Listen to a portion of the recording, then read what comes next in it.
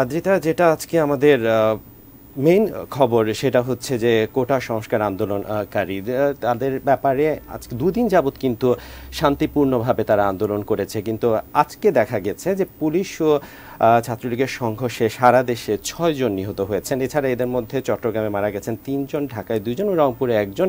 এদের মধ্যে কিন্তু শিক্ষার্থী নন, রয়েছেন সাধারণ পথচারীও। যেমনটি বলছিলেন বান্না, তবে নিহতরা সবাই শিক্ষার্থী নন, এদের মধ্যে রয়েছেন সাধারণ পথচারীও। এটি নিয়ে আমাদের একটি বিস্তারিত প্রতিবেদন করেছেন আমাদের সহকর্মী আমিনুল ইসলাম। বিস্তারিত দেখব তার প্রতিবেদনে।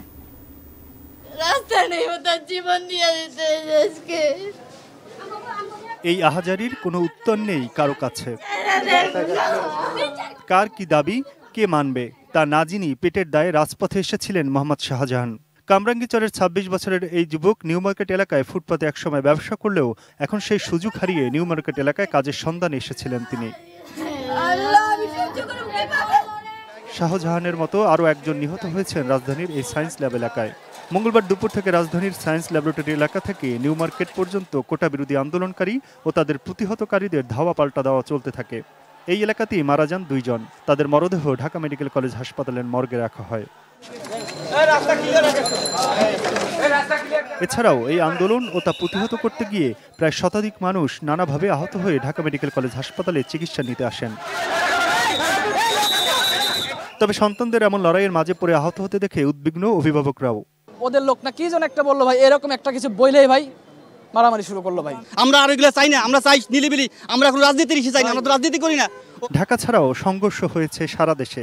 মঙ্গলবার বিকেলে চট্টগ্রামের মুরাদপুরে কোটা সংস্কার আন্দোলনকারীদের সঙ্গে ছাত্রলীগের সংঘর্ষের রেশ ছড়িয়ে পড়ে নগরীর বহদ্দারহাট থেকে জিএসসি মোড় পর্যন্ত।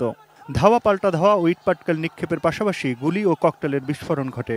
এ সময় চট্টগ্রাম কলেজের সমাজবিজ্ঞান বিভাগের ছাত্র ওয়াসিম আকরাম, আরেক শিক্ষার্থী ফিরোজ এবং একটি ফার্নিচারের দোকানের কর্মচারী ফারুক নিহত হন।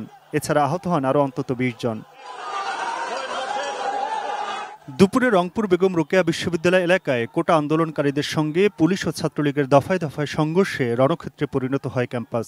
সেখানে বেগম রোকেয়া বিশ্ববিদ্যালয়ের ইংরেজি বিভাগের শিক্ষার্থী আবু সাইদ নিহত হন।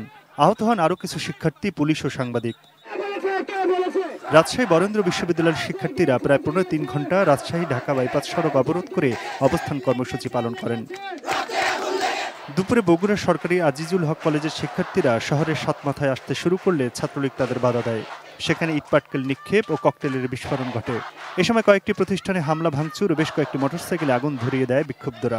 আহত হন অন্তত 50 জন। কোটা বিরোধী আন্দোলনকারী শিক্ষার্থীরা সকাল থেকে ঢাকা বরিশাল ও পটুয়াখালী কুয়াকাটা সড়ক অবরোধ করে বিক্ষোভ করেন। দুপক্ষের মধ্যে ধাওয়া পাল্টা ধাওয়ায় আহত হন অন্তত 10 জন। ঠাকুরগাঁয়ে আন্দোলনকারীদের সাথে ছাত্রলীগের ধাওয়া পাল্টা ধাওয়ায় শিক্ষার্থী, পুলিশ ও সংবাদকর্মী সহ আহত হয়েছেন বেশ কয়েকজন। পরিস্থিতি নিয়ন্ত্রণে টিয়ার শেল নিক্ষেপ করে পুলিশ। মঙ্গলবার কোটা বিরোধী আন্দোলনে বিশ্ববিদ্যালয়ের শিক্ষার্থীদের সঙ্গে একাত্ম হন স্কুল কলেজের ছাত্ররাও। ময়মনসিংহের আনন্দমোহন সরকারি কলেজ, নাসিরাবাদ কলেজ এবং নটরডেম কলেজের শিক্ষার্থীরা বিক্ষোভ মিছিল ও বিক্ষোভ সমাবেশ করেন। রেললাইন অবরোধ করে ট্রেন চলাচল বন্ধ করে দেন কৃষি বিশ্ববিদ্যালয়ের শিক্ষার্থীরা। বিভিন্ন জেলায় করা হয় সড়ক অবরোধ। রেলপথ অবরোধ করা হয় গাজীপুরে। Aminul Islam, ATN news, Dhaka.